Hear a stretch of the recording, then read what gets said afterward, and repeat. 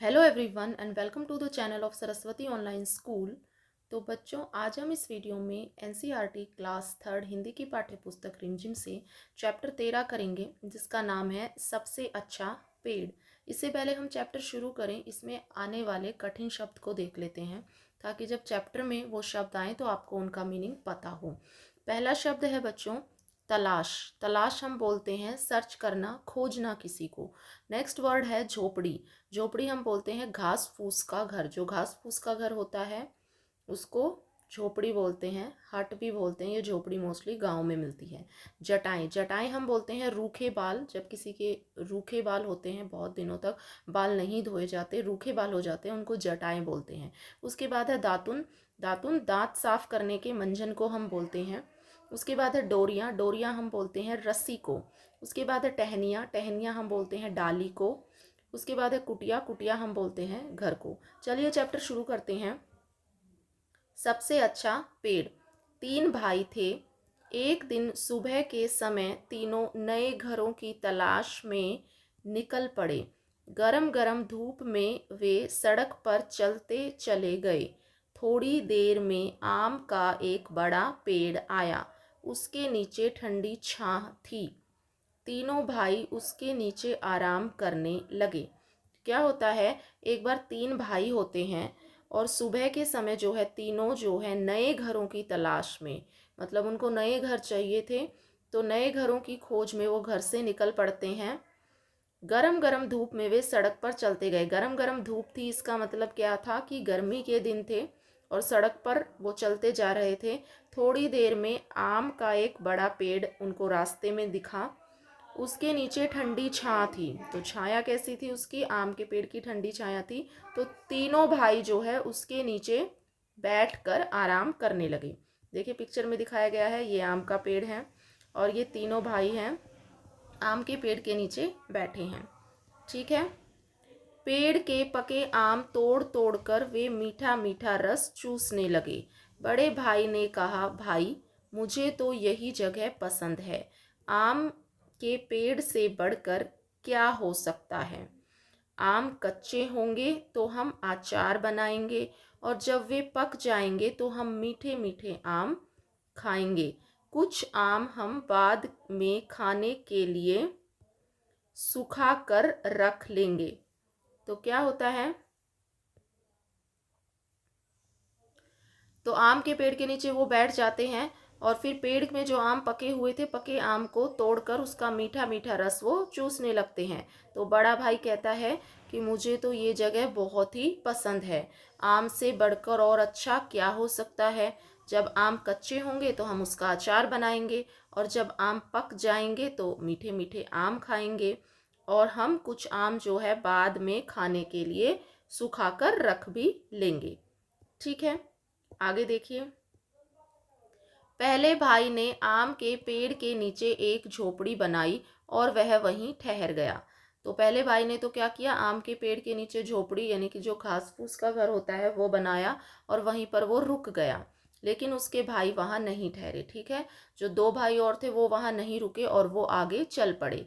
चलते चलते उन्हें केले के कुछ पेड़ मिले। रास्ते में उनको केले के पेड़ मिलते हैं दोनों भाइयों को। तभी आसमान में एक काला बादल गुजरा। जब काला बादल आता है तो वो क्या लाता है, वो बारिश लाता है। टप टप पानी बरसने लगा, यानी कि बारिश होने लगी। दोनों भाइयों ने केले का एक एक पत्ता काट लिया। उसके साए में उन पर पानी नहीं गिरा। जरा देर में बादल चला गया, बारिश रुक गई। तो जब पानी बरसने लगता है तो वो क्या करते हैं, केले का एक एक पत्ता काट लेते हैं और उसको सर के ऊपर रख लेते हैं, जिससे पानी उनके ऊपर नहीं गिरता। थोड़ी देर में जो है बादल चला जाता है और बारिश रुक जाती है। देखिए इस तरीके से केले के पत्ते जो हैं वो बहुत बड़े होते हैं। ठीक है, तो ये क्या करते हैं, केले के पत्ते को काट के इस तरह अपने आप अपनी सुरक्षा करते हैं। दूसरे भाई ने कहा, बड़ी भूख लगी है, मुझे भी। तीसरे भाई ने कहा। दोनों ने केले का एक पत्ता चीरा। उन्होंने एक एक टुकड़े पर खाना परोसा और दोनों ने भर पेट खाना खाया। तो केले का जो पत्ता होता है वो बहुत ही बड़ा होता है।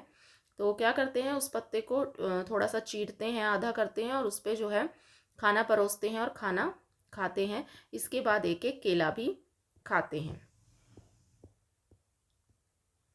दूसरे भाई ने कहा, मैं तो यहीं घर बनाऊंगा, केले के पेड़ से अच्छा क्या होगा, बढ़िया केले खाने को मिलेंगे, उनकी सब्जी बनाएंगे, कुछ केले हम बेच देंगे, उनके पैसे से हम चावल खरीद लेंगे और केले के पत्ते भी काम आएंगे। तो दूसरा भाई जो होता है वो कहता है कि मैं तो यहीं घर बनाऊंगा। वो कहता है केले के पेड़ से अच्छा भी क्या हो सकता है, एक तो बढ़िया केले खाने को मिलेंगे, केले की हम सब्जी बना सकते हैं, कुछ केलों को हम बेच दे सकते हैं और उनके पैसों से हम चावल खरीद सकते हैं और केले के पत्ते भी जो है हमारे काम आएंगे। ठीक है, इसलिए दूसरे भाई ने अपनी झोपड़ी वहीं पर बना ली। मगर तीसरा भाई आगे बढ़ता चला गया। चलते चलते उसे नारियल का एक पेड़ मिला। पेड़ बहुत लंबा और पतला था। तीसरे भाई ने कहा, कैसी प्यास लगी है।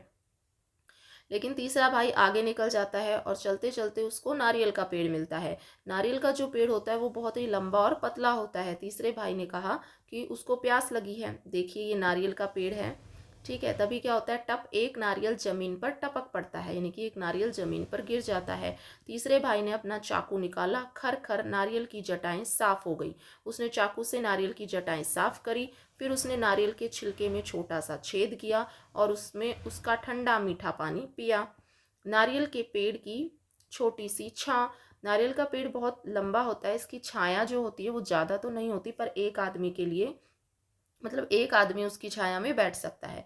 तो वो उसकी छोटी सी छां में बैठ जाता है, छाया में। तीसरा भाई उसी छां में बैठ गया और सोचने लगा, आम का पेड़ बहुत बढ़िया होता है और आम भी बड़ा अच्छा फल है।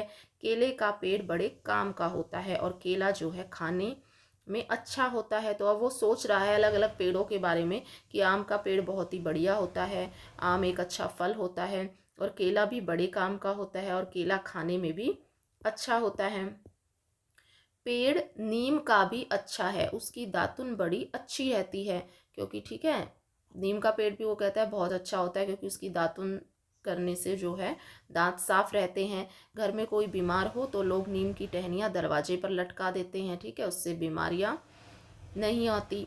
मेरे पास नीम का पेड़ हो तो मैं उसकी टहनियाँ बेच सकता हूँ और पेड़ मुझे ठंडी छां भी देगा। मगर कहीं मेरे पास रबड़ का पेड़ होता तो मैं अपना चाकू निकालकर पेड़ की छाल में एक लंबा चीरा लगा देता, चीरे के तले में एक प्याला रख देता, पेड़ के दूध या रस को मैं प्याले में भर लेता और रस को पकाकर मैं क्या करता, रबड़ बना लेता। वो सोच रहा है अलग अलग पेड़ों के बारे में।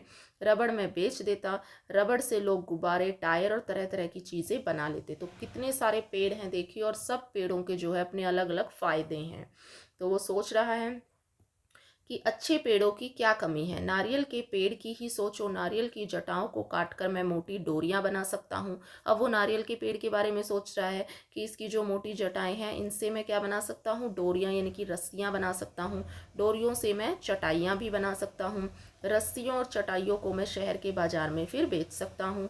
नारियल का पानी पी सकता हूँ, मैं नारियल की गरी खा सकता हूँ और कुछ गरी सुखाकर मैं खोपरा भी तैयार कर सकता हूँ। खोपरा भी नारियल से ही, नारियल को सुखाकर तैयार किया जाता है। और खोपरे को पेर कर मैं क्या कर सकता हूँ, गोले का तेल भी निकाल सकता हूँ और गोले का तेल साबुन और कितनी ही चीज़ें बनाने के काम आता है। तो नारियल के भी देखो कितने सारे फायदे उसने बता दिए।